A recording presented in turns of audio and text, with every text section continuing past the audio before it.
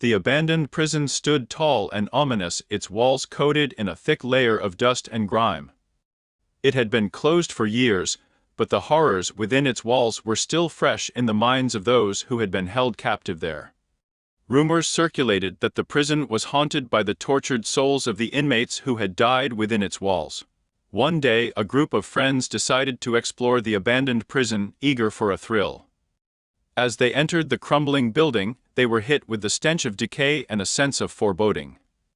The halls were silent except for the faint sound of footsteps echoing through the empty corridors. As they made their way deeper into the prison, they found themselves in a large, dimly lit cell block.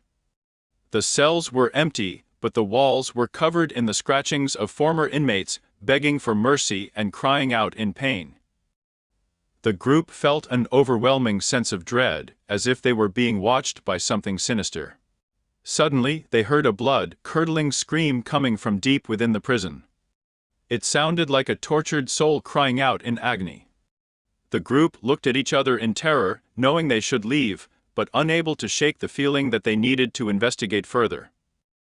As they approached the source of the scream, they found themselves in a room with an old electric chair. The chair was surrounded by an eerie glow, and they could hear the hum of electricity in the air. Suddenly, a figure appeared in the chair, its face twisted in agony.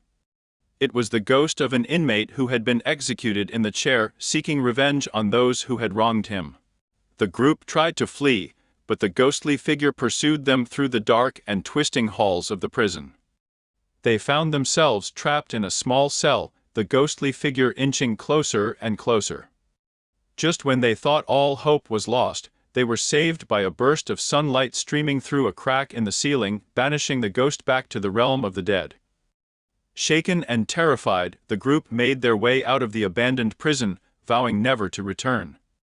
They could still feel the presence of the tortured souls who had died within its walls and knew that they had barely escaped with their lives.